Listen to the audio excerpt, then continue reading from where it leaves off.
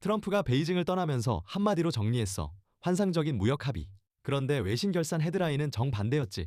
파이낸셜 타임스가 집계한 수치로는 미국은 당장 현금 900억 달러를 받았고 시진핑은 지위 위상 인정이라는 외교적 선물을 챙겼어. 정작 우리에게 진짜 중요한 대만 반도체 이란 세 가지는 진전이 거의 없었다는 거야. 더 주목해야 할 건 여기서야. 트럼프 자신도 귀국 인터뷰에서 처음으로 이 회담을 지휘회담이라고 불렀거든. 워싱턴이 그동안 금기시했던 바로 그 단어를.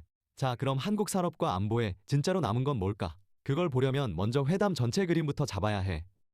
회담 전체 그림부터 잡아볼게. 5월 14일부터 15일까지 이틀, 최소 6개 공동 일정, 인민대회당 만찬, 천단공원 산책, 중난하이 차담까지. 근데 여기서 핵심은 숫자가 아니야. 시진핑이 트럼프를 천단공원으로 직접 안내했고 양국은 전략적 안정과 건설적 관계 구축을 논의했지. 그런데 건설적 미중 전략 안정관계 3년, 프레임워크라는 공식 합의는 확인되지 않았어.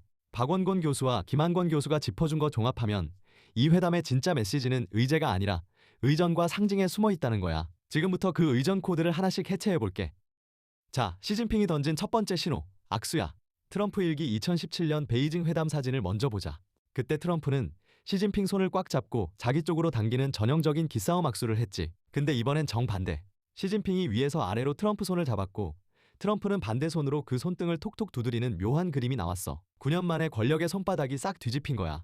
김한권 교수는 이걸 대등한 미중 관계를 시각적으로 선언한 의도된 연출이라고 분석했거든. 외교 프로토콜에서 악수 각도와 손 위치는 우연이 아니야. 두 번째 신호는 색깔이야. 시진핑이 메고 나온 자주색 넥타이. 이게 그냥 넥타이가 아니야. 자금성 할 때 그 자자를 쓰는 자주색이거든. 자금성은 곧 황제의 궁궐을 뜻해. 그리고 오늘 오전 트럼프를 안내한 곳이 어딘지 알아? 천단공원. 명나라 때부터 황제가 하늘에 제사 지내던 곳이야. 트럼프 일기 때는 자금성 황제의 길을 걸었는데 이번엔 아예 황제가 하늘에 제사 지내던 자리로 모신 거지.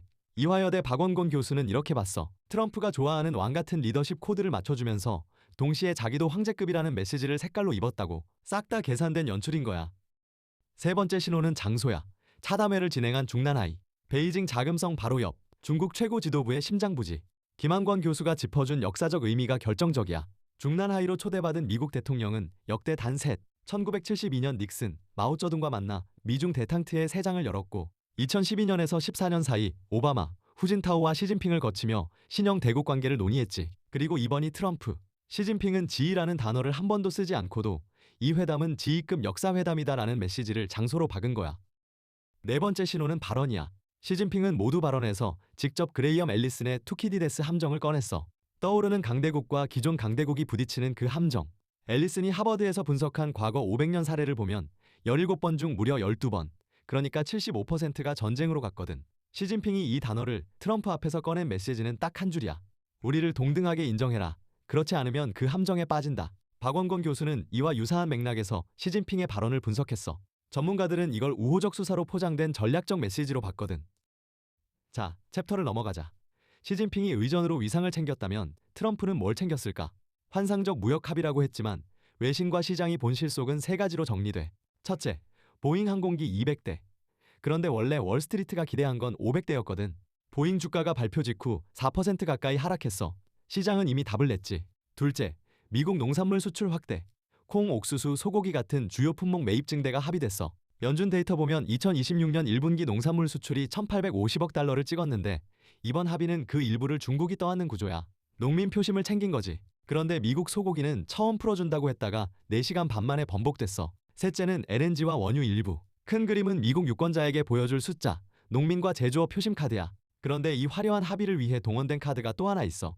외신이 주목한 건 바로 이거거든. 미국 빅테크 CEO 군단의 집단 동행이야. 엔비디아 젠슨 황, 애플 팀 쿡, 블랙록 레리 핑크, 그리고 보잉까지. 트럼프는 알래스카로 전용기를 일부러 우회해서 젠슨 황을 태우고 베이징으로 들어갔어. 이 CEO들의 면면이 곧 미국이 중국 시장에서 더 열고 싶어하는 분야야. AI 칩, 전기차와 자율주행, 항공기, 그리고 금융시장 개방. 그런데 결산평가는 냉정했어. 외신 분석을 보면 CEO 동행은 상징적 효과는 있었지만 즉각적인 구체적 합의나 대규모 계약 발표는 없었다는 거지.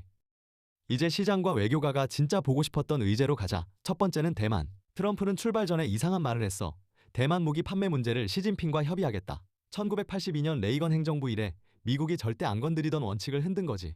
그런데 회담 공식 발표문에서 대만은 아예 빠졌고 루비오 국무장관은 미국의 대만 정책은 변함없다고 한 줄로 정리했어. 시진핑은 대만은 파이어 앤드 워터처럼 양립불가, 건드리면 미중 관계 최악이라고 강하게 못 박았고 결국 시진핑에겐 일단 한숨, 대만과 동맹국에는 불안만 남았어.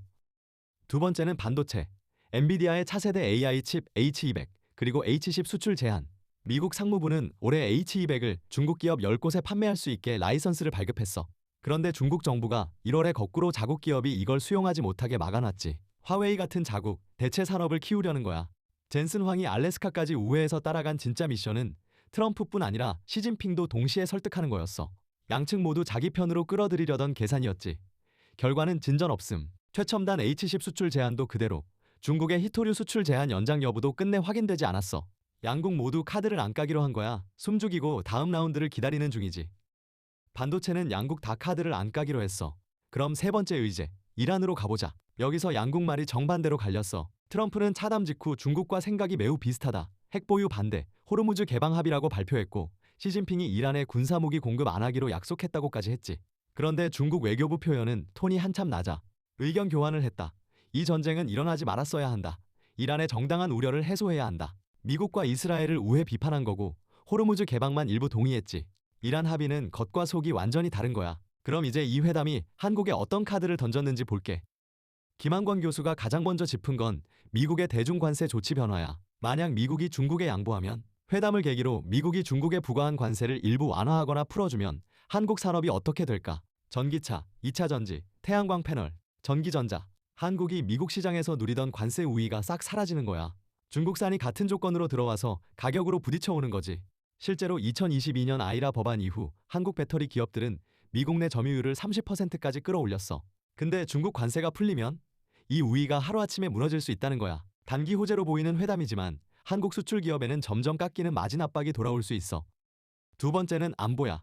미중이 대등한 지위로 굳어진다는 건 표면적 협력 뒤에 물밑 긴장이 계속 높아진다는 뜻이거든. 미국은 인도태평양에서 균형을 맞추려고 한국, 일본 같은 동맹국의 집단 방어 부담 공유를 더 강하게 요구할 거야. 미국의 새 국방전략 문서에서도 이미 신호가 나왔어. 회담은 돈 합의였지만 그 옆으로 따라오는 청구서는 안보 분담 청구서야. 한국이 함께 부담해야 할 안보 비용이 늘어날 수 있다는 거지. 정리할게. 이번 회담의 결산을 한 줄로 잘라보면 이거야. 미국은 농산물 보잉 LNG로 보여줄 숫자를 챙겼고 중국은 자주색 넥타이부터 중난하이 차담까지 지위 위상을 시각으로 챙겼어. 대만, 반도체, 이란 같은 진짜 의제는 진전 없거나 모호로 처리됐지. 한국이 받아들 카드는 두 장이야. 대중관세 완화로 인한 산업 경쟁 압박, 그리고 지휘시대의 안보 분담 청구서. 단기적으로는 코스피와 환율이 좋아 보일 수 있어. 그런데 그 뒤에 숨은 진짜 변화는 회담 후속 합의가 떨어질 때 모습을 드러낼 거거든. 블룸버그 보도로는 90일 안에 세부 이행안이 나온다고 했어. 그 시점을 놓치지 말자. 그리고 한 가지 더.